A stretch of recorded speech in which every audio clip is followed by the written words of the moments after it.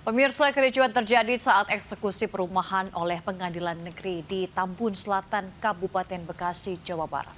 Para penghuni rumah menolak eksekusi dengan menunjukkan sertifikat kepemilikan tanah.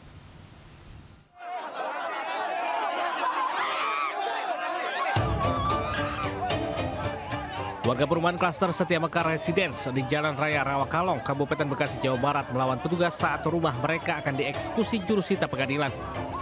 Meski para pemilik rumah menunjukkan surat sertifikat kepemilikan tanah, penggugat dan petugas pengadilan menganggap surat yang mereka miliki tidak sah. Akibat ada penolakan dari pengungsi klaster, proses eksekusi lahan berjalan alot hingga malam hari. Para pemilik rumah di perumahan klaster Setia Mekar mengaku sudah menempati rumah tersebut selama 3 tahun dan rutin membayar cicilan ke BTN. Usur, Ya. sementara harus tetap menyicil ke bank. Nah, sementara saya nyicil ke bank. Kemarin saya tanya ke bank, legalnya aman, legalitasnya aman, sertifikat ini. Ya. Terus gimana saya? Apa yang saya pegang tinggal di negara ini, kalau sertifikat juga masih begini. Iya, itu tadi di amar putusan itu. Jadi sertifikat lain itu sudah menyatakan tidak berkekuatan hukum lagi. Nah, jadi nomor sertifikat hamil nomor 325 itu yang sah gitu atas nama kemauan eksekusi. Usai dieksekusi oleh jurusita Pengadilan Negeri Kabupaten Bekasi, penggugat langsung memasang pagar serta pelang di objek lahan yang dimenangkan. Di Kabupaten Bekasi, Jawa Barat, Didit Junaidi, iNews melaporkan. Pemirsa, puluhan warga jadi korban penipuan program makan bergizi gratis di Tasikmalaya, Jawa Barat. Salah satu korban mengaku rugi hingga 800 juta rupiah.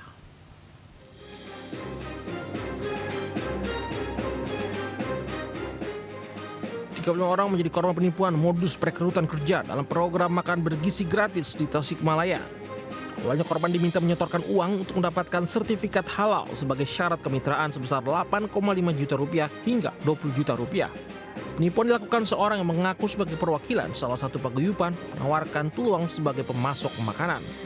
Tak hanya itu, korban juga dijanjikan akan mengikuti bimbingan teknis sebagai persiapan menjadi pemasok makanan dalam program MBG.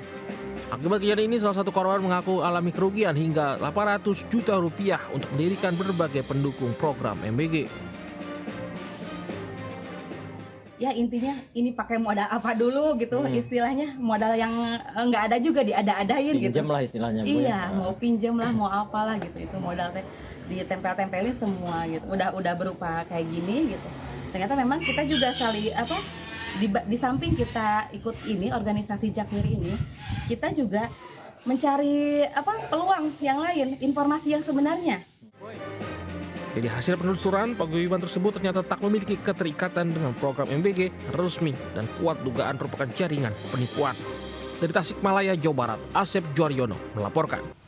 Ke informasi lainnya, pemirsa, kebakaran hebat menghanguskan gudang mainan dan gudang bahan kimia di kawasan pergudangan di Dadap, Pantai Indah, Kabupaten Tangerang, Banten, Jumat siang.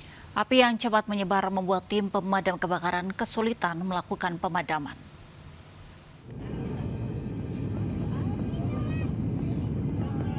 Asap hitam pekat membumbung tinggi hingga di jalur perlintasan udara ini berasal dari kawasan pergudangan di Dadap, Pantai Indah, Kabupaten Tangerang, Banten, Jumat siang.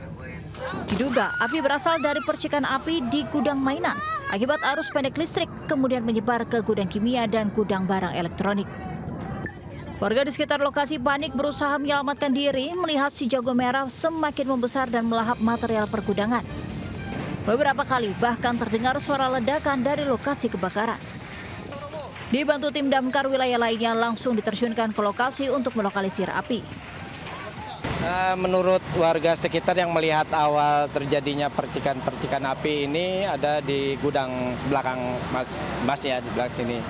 Tepatnya sekitar jam 11 kecil, kemudian lama-kelamaan menjadi besar. Pasti penyebabnya karena ada mungkin kemungkinan katanya warga ada korslet arus pendek mungkin.